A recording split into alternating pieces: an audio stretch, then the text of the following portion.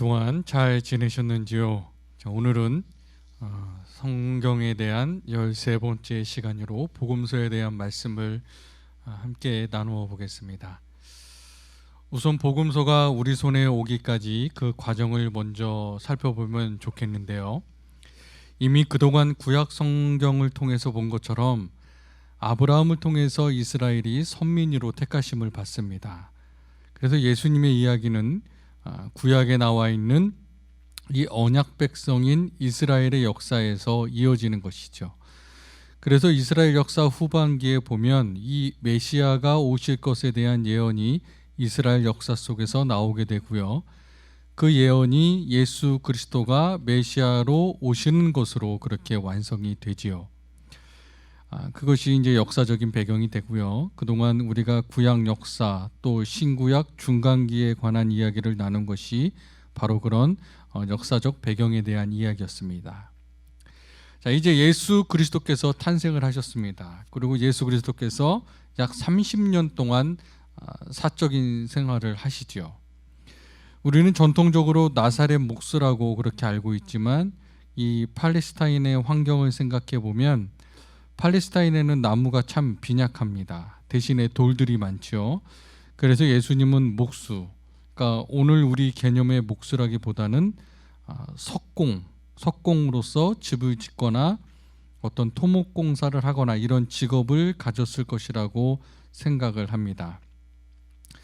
어쨌든 그분은 대중에게 드러나지 않은 채 30년 정도의 생활을 하신 후에 3년 정도의 공적 활동을 하시죠. 어떤 사람은 1년 반 정도 그렇게 했다고도 이야기하지만 요한복음에 보면 6월절을 3번 정도 보내는 것으로 되어 있는 것으로 봐서 3년 정도로 그렇게 생각을 하는 겁니다. 그것은 우리가 좀 이따 보겠지만 복음서 저자들이 정확한 역사적 사실을 전하는 데에는 관심이 없었습니다. 역사적 사실이 아니라 예수님이 메시아라고 하는 하나님의 아들이라고 하는 구원자라고 하는 이 사실을 전하는 데에 중점을 두었기 때문에 오늘 우리가 알고 싶어하는 그런 역사적 사실들에 대해서는 침묵합니다. 그렇기 때문에 우리가 이제 추정할 수밖에 없는 것이죠. 그리고 그런 공적 활동을 하신 후에 십자가에서 돌아가시고 사흘 만에 부활하시고 그리고 승천하셨다. 이것이 예수님의 생애에 관한 이야기입니다. 자, 그런 다음에 예수님께서 승천하신 후에 오순절에 성령 강림의 역사가 일어나게 되지요. 그리고 그로 인해서 교회가 형성이 됩니다.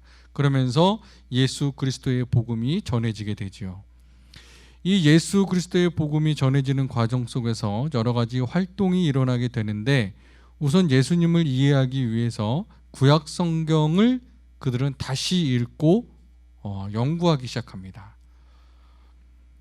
이제 초대교회 예수님의 12 제자로부터 시작해서 초대교회 교인들이 했던 일이 바로 이겁니다. 예수님을 이해하기 위해서 구약 성경을 다시 읽고 연구했다는 것이죠. 예수님이 살아생전에는 제자들조차도 예수님이 메시아라는 것을 제대로 알지 못했습니다. 예수님이 메시아라고 생각했던 사람들조차도 예수님이 다윗의 그 영광을 회복할 그런 정치적인 메시아로만 알았지 이런 영적인 하나님의 아들로서 영원한 메시아라고는 생각하지 않았던 것이죠. 그러다가 이제 부활하신 후에 예수님이 구약의 예언을 이루신 구약이 예언한 그 메시아라는 사실을 알고는 이제 구약 성경을 뒤지기 시작한 겁니다. 그러면서 구약 성경의 예수, 이 메시아에 대해서 예언한 것들이 예수님에게서 어떻게 이루어졌는지를 조사하기 시작한 것이죠. 구약 성경을 알고 있던 유대인들을 중심으로 해서 그 일을 하게 되면서 점점 예수님이 메시아라고 하는 그런 믿음이 점점 더 강해지게 된 것이죠. 그리고 동시에 예수님의 말씀들을 이제 수집하게 됩니다. 물론 예수님이 살아생전에 예수님께서 말씀하실 때 누군가가 예수님의 말씀들을 적어 놓았을 거다 뭐 그런 주장을 하는 사람들도 있습니다. 그런데 이제 그런 증거들이 지금은 다 없어졌기 때문에 실제로 그랬는지는 모르겠지만 적어도 교회가 오순절 성령 강림 후에 시작이 되면서 예수님이 메시아로 확실하게 믿어지면서 예수님이 하신 말씀들 가운데 중요한 말씀들을 수집하고 기록하는 그런 일들을 하게 된 것입니다. 그리고 또 하나는 예수님께서 행하신 그 행적들의 의미를 다시 생각하기 시작한 것이죠. 3년의 공생애 동안에 예수님께서 행하신 일들에 대해서 다시 돌아보면서 그분이 메시아로서 행하셨던 중요한 일들을 이제 수집하게 된 겁니다. 그래서 3년 동안 행하신 일 모두 다가 의미 있는 것이 아니니까 그 중에 매우 중요했던 뭐 오병이어 사건이라든지 또 수많은 사람들을 먹인 일이라든지 또 풍랑을 잔잔케 하신 일이라든지 또 예루살렘 성전에서 행한 일들, 이런 예수님의 중요한 행적들을 그들이 다시 그 의미들을 생각하면서 정리하기 시작한 것이죠. 그래서 이것이 우리가 이제 볼 때 복음서로 나중에 기록이 된 그런 초안들이라고 말할 수 있겠죠. 이 초안이 이렇게 여러 가지 방법으로 만들어진 것이고 이제 이것이 처음에는 구전으로 이제 전해지게 됩니다. 이미 여기에 대해서 말씀을 드렸지만 문자 시대가 아닌 구전 시대에는 기억으로 담을 수 있는 내용이 어마어마했습니다. 그리고 정확했지요. 우리 현대인들은 우리의 경험을 가지고 과거의 사람들을 이렇게 평가하려는 그런 경향이 있는데요. 오늘 우리는 문자 시대에 살고 있기 때문에 기억의 용량이라고 하는 것이 아주 적고 그리고 정확도도 떨어집니다. 더군다나 이제는 여러 가지 기계들, 스마트폰이라든지 AI들이 우리 인간의 기억을 대신하기 때문에 우리 인간의 기억의 용량이 점점 사라지고 있죠. 쓰지 않으니까요. 반면에 문자 시대 이전에 살았던 사람들은 모든 것을 기억에 의존해야 됐기 때문에 그 기억의 용량이 매우 컸고 매우 정확했습니다. 만약에 그 기억이 정확하지 않았다라면 그들의 공동체가 흔들릴 수밖에 없었기 때문에 매우 정확한 기억을 갖고 있었죠. 저희 할머니만 해도 그저 겨우 뭐 한글을 읽으실 정도였는데 그 수많은 가족들과 제삿날과 그 날짜들을 아주 정확히 기억하고 계셨고요. 저는 지금 제가 기억할 수 있는 것이 생일이 몇 개가 안 되고 전화번호도 이제는 몇 개 외우지 못합니다. 가끔가다 저희 집 번호키도 까먹거든요. 그러니까 우리가 무엇을 쓰면 사용하는 만큼 그 기능은 커지게 되어 있는데 우리가 지금은 사용하지 않았기 때문에 그 2000년 전에 그 사람들, 문자 이전의 사람들이 가지고 있었던 그 기억의 용량에 대해서는 우리의 상상을 초월하는 것이죠. 그래서 처음에는 이 구전으로 전해도 문제가 없었던 겁니다. 그리고 또 하나는 예수님이 금방 다시 오시리라고 하는 그런 믿음이 12제자와 초대교인들에게 매우 강했습니다. 그래서 굳이 문자로 기록할 필요가 없다고 생각을 한 것이죠. 그래서 처음에는 입에서 입으로 구전으로 이렇게 전해지게 된 것입니다. 자, 그러다가 이제 복음서가 쓰여졌는데 우리가 아는 대로 이제 복음서가 4개가 있지 않습니까? 마태, 마가, 누가, 요한. 자, 그런데 이 4개의 복음서 중에 어떤 것이 제일 먼저 쓰여졌을까요? 자, 1800년대까지는 의심 없이 마태복음이 제일 먼저 쓰여졌다고 교회가 믿었습니다. 왜냐하면 마태복음이 맨 앞에 있으니까. 그리고 그렇게 가르쳤고요. 그런데 1800년대부터 이 독일에서 인문학적으로 이제 계몽주의가 꽃을 피우면서 모든 과거의 역사적인 문서에 대해서 그것을 이제 분석하고 비판적으로 보게 됩니다. 그러니까 전통적으로 전해져 내려온 이론을 그대로 받아들이지 않고 이제 다 비판적으로 검토하는 과정에서 성경에도 그런 연구가 적용이 되게 되었습니다. 그러면서 그때 처음으로 독일에서 제기된 것이 마가복음이 제일 먼저 쓰였다. 그런 이론이 제기되었고 그 이후로 급격하게 그것이 이제 정설이 되었습니다. 그래서 지금 현재는 뭐 어느 목사님, 어느 신학자에게 물어봐도 마가복음이 제일 먼저 쓰였다, 그렇게 이야기를 할 겁니다. 그리고 뭐 인터넷이나 여러 정보를 뒤져봐도 대부분 마가복음이 맨 먼저 쓰였다고 그렇게 이야기를 하죠. 그렇지만 아직도 소수이지만 마태복음이 제일 먼저 쓰였다고 주장하는 학자들도 있습니다. 자, 그런데 그럼 왜 마가복음이 맨 먼저 쓰여졌다고 주장하게 되었는가? 이것까지 알 필요는 없지만 그래도 왜 그런지 궁금할 수 있으니까요. 첫째는 이 마가복음이 길이에 있어서 가장 짧습니다. 그러니까 원래 원본이 가장 짧지 않습니까? 거기에 덧붙여지면서 분량이 길어지는 것이죠. 두 번째, 헬라어를 보면 이 마가복음에 쓰인 헬라어가 제일 미숙합니다. 그 문법적인 오류도 많고요. 그에 비하면 마태복음이나 누가복음은 다르죠. 좀 더 완전한, 좀 더 발전된 헬라어를 사용하고 있고요. 또 셋째로 다른 복음서와 그 같은 부분을 비교했을 때 마가복음이 제일 먼저 쓰여졌다고 전제를 하게 되면 그 모든 것들이 설명이 좀 쉬워집니다. 그러니까 마태가 마가의 이 이야기를 이렇게 고쳤겠구나, 이렇게 설명하기 쉽다는 거죠. 그래서 마가복음이 맨 먼저 쓰여졌다고 그렇게 주장을 하는 겁니다. 자, 복음서가 발전된 과정을 보면 크게 세 단계로 볼 수가 있습니다. 첫 번째 단계는 부활에 대한 선포입니다. 자, 이 부활이 최초의 기독교인들이 전한 복음의 핵심이었습니다. 자, 그것이 사도행전 2장 36절에 나오는데요. 하나님께서는 여러분이 십자가에 못 박은 이 예수를 주님과 그리스도가 되게 하셨습니다. 그가 부활하셨습니다. 자, 이것이 첫 번째 복음이었습니다. 더 많은 이야기를 설명할 필요가 없었습니다. 여러분들이 이 십자가에 달려 죽게 한 그 예수님이 살아나셨습니다. 자, 이것이 처음의 복음이었죠. 왜냐하면 그것이 제일 중요한 사건이었기 때문입니다.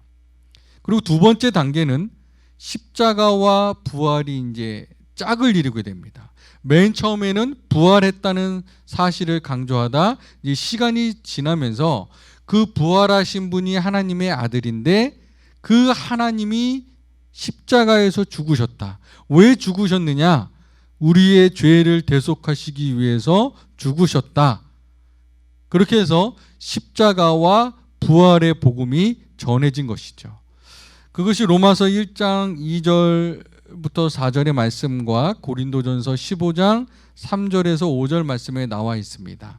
자, 고린도전서 15장 3절만 보게 되면 나도 전해 받은 것을 여러분에게 전해드렸습니다. 자, 여기서 전해 받은 게 뭡니까? 바로 복음이라는 것이죠. 그런데 이 복음의 내용이 뭐냐면 그리스도께서 성경대로 우리의 죄를 위하여 죽으셨다는 것, 무덤에 묻히셨다는 것, 성경대로 사흘 만에 살아나셨다는 것, 게바에게 나타나시고 다음에 12제자에게 나타나셨다는 것, 이것이 복음입니다. 처음에는 예수님이 언제 태어나셨느냐, 어떻게 태어나셨느냐, 예수님이 무슨 말씀하셨느냐, 어떤 행동을 하셨느냐, 이것이 다 필요가 없었습니다. 그것까지 이야기할 필요가 없었던 것이죠. 그냥 이걸로 충분했던 겁니다. 그래서 마가복음에는 탄생 이야기가 없지요. 예수님이 우리를 위해 십자가에 달려 죽으셨고 그리고 사흘 만에 부활하셔서 우리를 구원하셨다. 그분이 하나님의 아들이고 그분이 우리의 구원자다. 이걸로 충분했던 것입니다. 그러다가 이제 세 번째 단계로 나아가는 것은 메시아로서 예수님 생애 전체에 대해서 이제 이야기를 하게 된 것이죠. 그래서 예수님은 하나님의 아들로서 우리의 죄를 대신해서 십자가에 달려 돌아가시고 사흘 만에 부활하셨다. 그러면 그분의 말씀이, 그리고 그분이 왜 이런 행동을 하셨는지 이해할 수가 있었던 것입니다. 그래서 예수님의 일생은 거꾸로 보는 겁니다.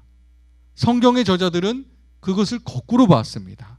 그러니까 탄생에서 부활이 아니라 부활에서 시작해서 탄생으로, 그렇게 거꾸로 보는 것이 복음서 저자들의 관점이었습니다. 맨 처음엔 부활과 승천이 중심이 되고 그 부활과 승천의 빛에서 십자가를 보게 되고 그 빛에서 예수님의 마지막 일주일 고난주간을 보게 된 것입니다. 그리고 또 그분의 3년의 활동을 보게 된 것이죠.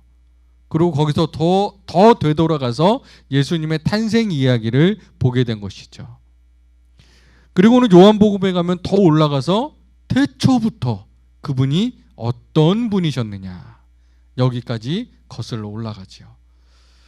그러니까 기독교 복음은 이렇게 예수님의 부활 승천으로부터 시작을 해서 거꾸로 거슬러 올라가게 되어 있다, 그렇게 보는 겁니다. 자, 그러면 왜 복음서를 처음 썼는가? 왜 썼는가? 그 이유는 크게 두 가지인데요. 하나는 복음이 점점 널리 전해지면서 이 구전에만 의존할 수 없게 된 겁니다. 처음에는 예루살렘과 갈릴리와 여기에만 기독교인들이 있었기 때문에 12사도에게만 의존해도 충분했습니다. 그분들이 알고 있고 기억하는 것만으로도 충분했는데 이제 복음이 널리 퍼지게 된 것이죠. 그러니까 이 목격자나 사도나 예수님을 목격하거나 혹은 예수님의 이야기를 머리에 기억하고 있는 사람들이 복음이 전해지는 곳마다 다닐 수가 없게 된 겁니다. 그래서 복음이 전해지는 곳마다 그들이 다 다녀서 뭐 예수님에 관한 이야기를 해줄 수가 없게 된 것이죠. 그래서 그것을 문서로 남기게 됩니다. 문서로 남기게 되면 어떤 유익이 있습니까? 더 많은 사람들이 볼 수 있게 되겠죠. 더 멀리 있는 사람들이 볼 수 있게 되는 겁니다.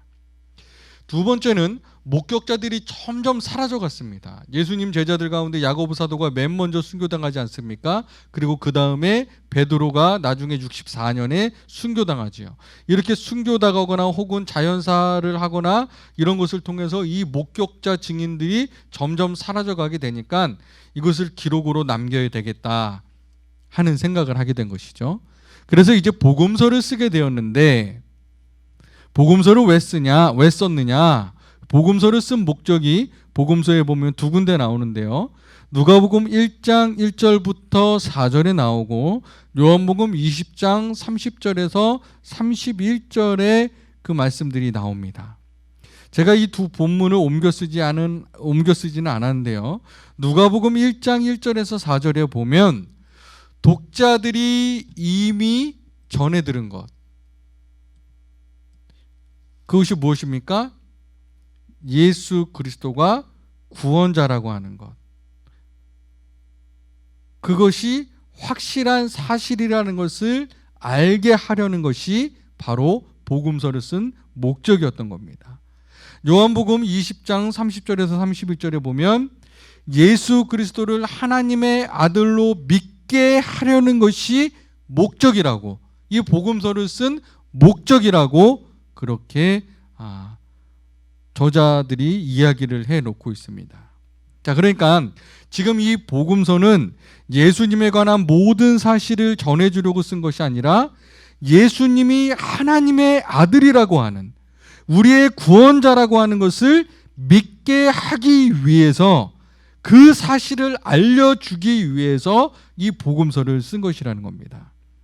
그렇기 때문에 예수님의 수많은 이야기들 중에 이 목적에 부합하는 이야기들만 선택되어서 쓰여진 것이죠. 요한복음 20장 30절에서 30절에 보면 이런 이야기가 나옵니다.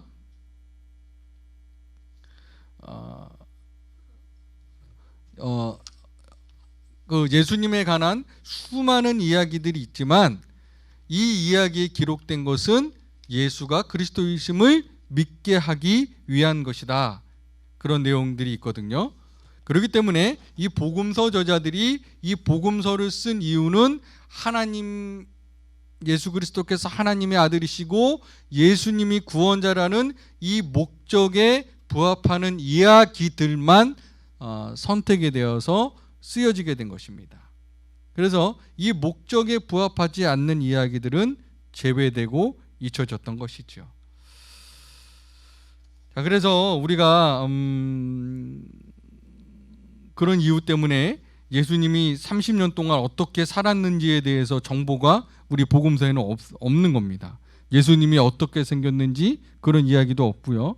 예수님이 어떤 음식을 좋아하셨는지도 없고 30년 동안 어떻게 누구와 공부를 했는지도 없고 누구와 자랐고 누가 친구이고 무슨 일을 했는지를 알지 못하는 것이죠. 왜냐하면 초대교인들 그리고 사도들은 예수님이 성장한 것을 보았기 때문에 다 알고 있었습니다. 그렇지만 그 이야기들이 예수님이 메시아인 것을 알게 하는 데는 별로 중요하지 않다고 생각한 것이죠. 그래서 그것을 기록으로 남기지 않은 것이고 그래서 그 모든 것이 다 잊혀지게 된 것이죠. 그래서 오늘날에도 그런 것이 궁금하긴 하지만 그러나 우리가 가지고 있는 4개의 복음서는 예수 그리스도를 하나님의 아들로 믿고 구원받기에 충분하다. 그래서 그 빈 공백 동안에 어떻게 살았는지를 알기 위해서 어떤 사람들은 고고학 유물들을 뒤지고 다니면서 어떤 사람은 그렇게 얘기하죠. 과거에 예수님이 인도에 가서 불교와 힌두교를 접했다. 그래서 산상석에 나오는 말씀들이 불교의 경전과 유사한 점이 많다. 이런 식의 주장을 하지만 이것들은 다 증거가 없는 추측일 뿐이라는 겁니다. 자, 우리가 가지고 있는 복음서가 4개의 복음서가 있는데 그 4개의 복음서 중에 처음 3개의 복음서 마태, 마가, 누가는 비슷한 부분이 너무 많습니다. 그래서 어떻게든 이 세 복음서가 서로 연결되어 있을 가능성이 크다고 보는 것이죠. 그것이 이제 학자들의 일반적인 견해인데요. 그래서 이 세 복음서를 공관 복음서, 같은 관점으로 쓰여졌다. 그래서 공관 복음서, 보는 관점이 비슷하다, 같은 관점으로 보고 있다, 이렇게 이야기를 하고요. 그래서 서로 비슷한 그런 줄거리를 가지고 있습니다. 그런 뜻에서 마태와 누가가 마가복음서를 토대로 시작했다. 마가복음에다가 자기가 가지고 있는 또 다른 자료들을 사용해서 이 복음서를 썼다고 그렇게 보고 있습니다. 또 복음서가 출현하기 전에, 복음서가 나오기 전에 예수님의 말씀만 묶어놓은 어록이 존재했을 것이라고 봅니다. 자, 그래서 마태와 누가가 마가복음과 이 어록을 가지고 썼을 것이다, 이렇게 주장을 하죠. 왜냐하면 이 마태, 마가, 누가 이 세 복음서에 안 나오는 이야기들이 있으니까 마가복음에 없는 이야기들이 있는데 그 이야기들은 바로 예수 어록이라는 데서 가지고 와서 마태복음과 누가복음에 쓰여졌다, 이렇게 이야기하는 것이죠. 그리고 4번째 복음서인 요한복음서는 처음 세 복음서와 차이가 많습니다. 그래서 이것을 제4복음서라고 부르고, 그래서 앞에 있는 3개의 복음서와 차이를 두죠. 여러분들이 읽어보시면 알겠지만 이 앞에 있는 3개의 복음, 마태, 마가, 누가 복음서는 흐름도 비슷하고 비슷한 이야기도 많고 그렇습니다. 그런데 이 요한복음서를 보면 흐름도 다르고 그리고 비슷한 이야기도 별로 없습니다. 그렇기 때문에 이 요한복음서는 다른 세 복음서와 좀 다르다, 특별하다, 이렇게 보는 것이죠. 자, 이 4복음서를 하나하나 특징을 이야기하자면 시간이 한없이 걸리는데요. 아주 간단하게만 이 4복음서의 특징을 이야기하자면, 마태복음은 유대인 출신의 저자, 자, 이 마태는 예수님의 제자 마태였을 것으로 보죠. 이 유대인 출신의 저자가 유대인 출신의 신자들에게 쓴 책이다, 이렇게 봅니다. 그래서 이 마태복음에 보면 처음 시작이 아브라함으로부터 시작되는 족보로 시작하죠. 그래서 예수님을 유대인들이 기다려왔던 메시아로 그리고 있는데, 특별히 모세보다 뛰어나신 완전한 계시자라고 예수님을 그리려고 합니다.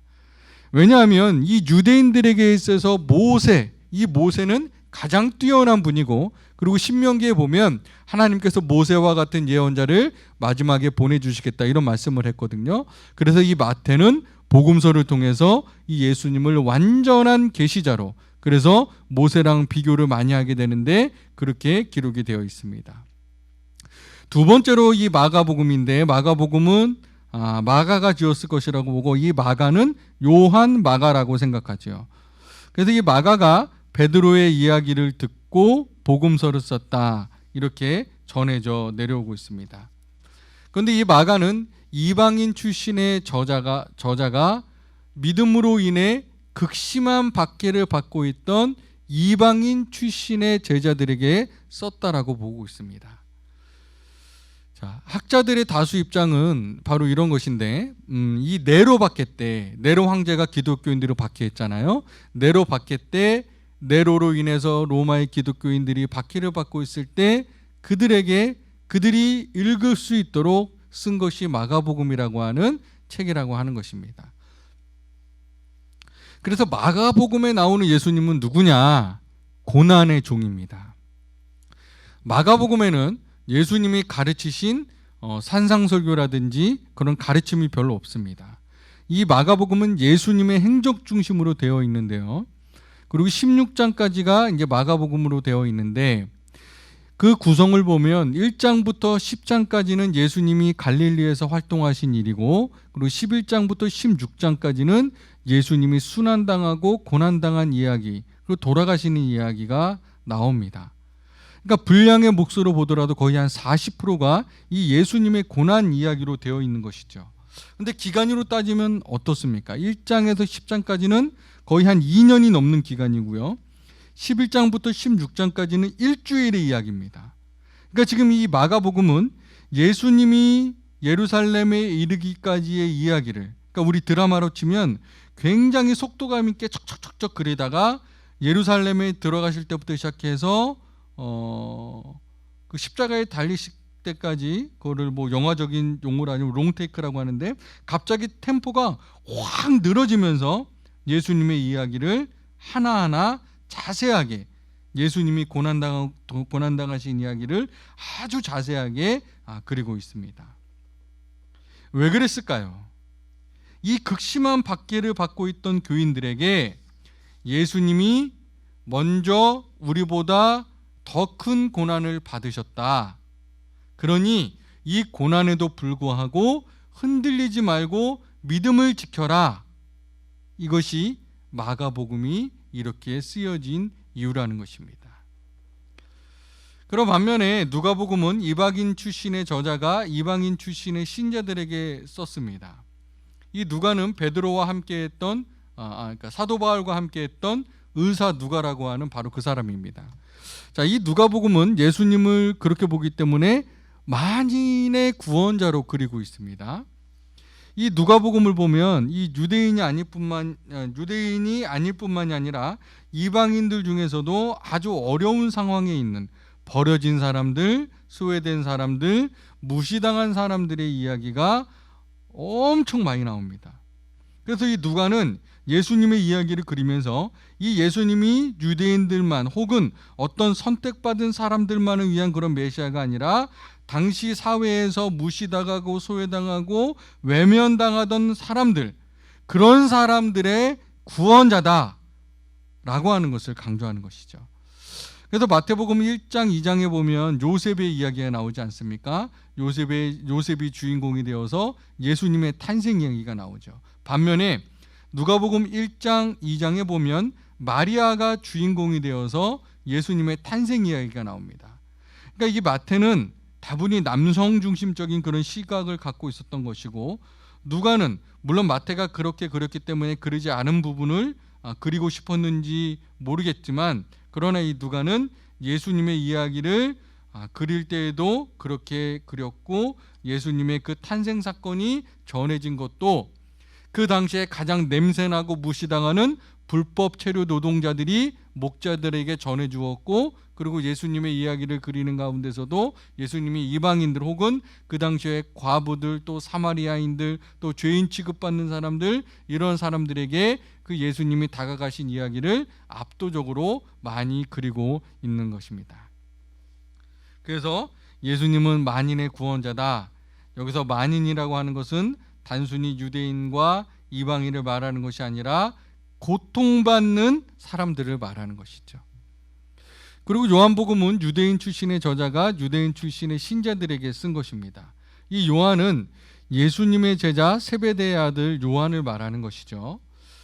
이 요한복음은 예수님을 영원하신 하나님의 아들이라고 그렇게 그리고 있습니다. 자, 우리가 가지고 있는 네 복음서 외에 네 복음서가 쓰여진 후에 또 다른 복음서들이 쓰여졌는데요.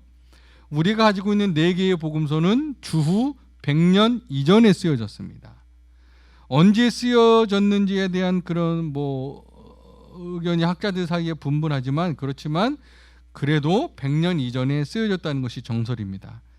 그러니까 아직도 목격자들이 살아있을 때 쓰여졌다는 말이죠. 그런데 100년 이후에 비슷한 책이 여러 편이 더 쓰여졌습니다. 그 중에 대표적인 게 도마복음서와 유아복음서죠. 이 도마복음서는 약간 영지주의적인 색채가 강하죠. 그래서 도마복음서는 예수님의 본 모습을 담고 있지 못하고 좀 왜곡되었다고 평가를 하는 겁니다. 그래서 교회에서 제외된 것이고요. 또 유아복음서라는 것도 있는데 이것은 예수님의 어릴 때 이야기들을 이제 사람들이 궁금해하니까 나중에 이제 창작해낸 것이거든요. 그래서 이 유아복음서에 보면 얼토당토한 이야기들이 많습니다. 어린 예수님이 흙으로 비둘기를 만들고 그것을 손에 놓고 훅 부니까 비둘기가 되어서 날아갔다. 혹은 아버지가 침대를 만드는데 그 침대를 만들 두 개의 그 나무를 보니까 하나는 길고 하나는 짧단 말이죠. 그래서 그렇게 만들 수 없으니까 이 긴 나무를 하나 더 구해와야 되는데 이걸 어쩌나 하고 요셉이 고민하고 있을 때 어린 예수님이 와서 그거를 팔로 쭉 잡아 뺐다. 그래서 짧은 나무를 긴 나무로 만들었다. 이런 이야기들이 있거든요. 그냥 아무 의미도 없는 말 그대로 심심풀이 같은 그런 이야기들이 많다는 것이죠. 우리 성경에도 이적 이야기들이 많지만 성경에 나오는 복음서에 나오는 그 이적 이야기들은 그것은 예수님이 메시아라고 하는 사실을 증명하는 것이고 알려주는 그런 질적으로 차이가 있는 것이죠. 그래서 이 글들은 모두 교회로부터 외면당했습니다. 지금까지 이것들이 전해져서 외경 복음서라는 이름으로 학문적으로 관심 있는 사람들만 이것을 읽고 있죠. 자, 그래서 마지막으로 결론적으로 복음서를 어떻게 읽을 것인가? 자, 먼저 4개의 복음서는 한 분 예수님에 대한 4개의 초상화로 보는 것입니다. 그러니까 4명의 다른 화가가 이제 저의 초상화를 그렸을 때 그 사람들이 나에게서 느끼는 것을 그 초상화에 그려 넣겠죠.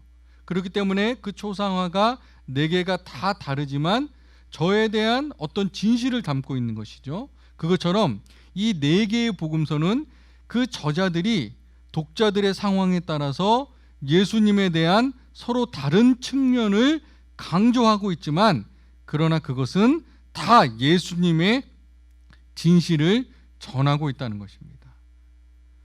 흥미로운 것은 150년경에 타시안이라고 하는 아시리아 출신의 신자가 이 4 복음서를 하나로 통합시켜서 만들어 버렸습니다. 그러니까 이제 서로 다른 것들이 있고 그런 이야기들이 있으니까 그런 모든 것들을 다 제외해 버리고 그것을 다 짬뽕시켜 갖고 4개의 복음서를 하나로 한 권으로 만들어 버렸습니다. 그런데 초대교회는 그것을 이제 디아테사론이라고 그러는데 이 디아테사론이라는 이 책을 선택하지 않죠. 이 각기 다른 4개의 복음서를 초대교회에서는 정경으로 선택을 합니다. 자, 이것은 초대교회가 얼마나 정직하고 그리고 성령께서 이 초대교회 안에서 역사하셨다는 또 다른 매우 중요한 그런 사건이라고 생각을 합니다. 왜냐하면 만일에 이 4개의 복음서를 버리고 디아테사론만 가지고 있었다면 우리는 예수님을 더 잘 알기보다는 더 잘 몰랐을 수가 있었다는 거죠. 감사하게도 이 디아테사론을 버리고 4개의 복음서가 있는 그대로 우리에게 전해짐으로 인해서 우리는 예수님의 틀린 것이 아니라 다양한 다른 모습들을 볼 수 있게 된 것이죠. 자, 2번째는 복음서 어떻게 읽어야 되냐면 저자들의 의도를 따라 읽어야 된다는 겁니다. 그러니까 역사적인 사실은 역사적인 의미를 위해서 필요한 것이죠. 그러나 우리들은 이 복음서 저자들이 왜 복음서를 썼는지 그 의도를 따라서 읽어야 된다는 겁니다. 아까 말씀드린 대로 예수님이 하나님의 아들이라는 것, 예수님이 메시아이시고 예수님이 구원자시라는 것을 증거하기 위해서 복음서가 쓰여졌기 때문에 그 의도를 따라서 그 목적을 따라서 우리는 복음서를 읽어야 된다는 것이죠. 그래서 복음서를 역사서처럼 읽으면 안 됩니다. 복음서 저자들은 몇 년, 몇 월, 며칠에 무슨 일이 일어났고 이것들이 중요하지 않았습니다. 언제 일어났고 뭐가 늦게 일어났고 이런 시간적인 차이도 중요하지 않았어요. 특별히 요한복음서 같은 경우에는 예수님의 이야기를 시간 순서대로 말하지 않습니다. 그건 중요하지 않다라는 것이죠. 그 예수님에게 있었던 혹은 그 예수님이 하신 일을 통해서 예수님이 어떤 분인지를 증명하는 것이 중요하기 때문에, 그래서 우리는 그런 하나하나의 이야기를 통해서 예수님이 어떤 분인지를 알게 되는 것이 중요한 것이죠. 그 목적을 가지고 읽어야 된다는 겁니다. 세 번째는 복음서의 예수님이 지금도 성령을 통해 역사하심을 믿고 현재의 이야기로 읽고 묵상하고 기도해야 된다는 것이죠. 지금 우리가 복음서를 읽는다는 것은 역사적인 인물의 위인전을 읽는 것이 아닙니다. 지금 성령을 통해서 우리 가운데 살아계신 그 예수 그리스도를 더 깊이 알기 위해서, 그리고 예수 그리스도께서 2000년 전에 행하신 일을 지금도 우리에게 행하고 계신데 그 은혜를 경험하는 것으로서 우리는 성경을 읽고 묵상해야 된다는 것이죠. 그래서 복음서는 살아있다. 우리가 그 말씀을 읽고 묵상하고 내 안에 살아계신 예수 그리스도 그분께 내 삶을 온전히 열 때 2000년 전에 있었던 예수 그리스도께서 갈릴리에서 행하신 그 일이 지금 나에게도 일어난다고 하는 그런 믿음을 가지고 복음서를 읽게 되면 우리는 복음서를 통해서 바른 믿음에 이를 수 있게 되는 것입니다. 지루하고 부족한 강의 경청해 주셔서 감사드립니다. 또 다음 주에 찾아뵙도록 하겠습니다. 고맙습니다.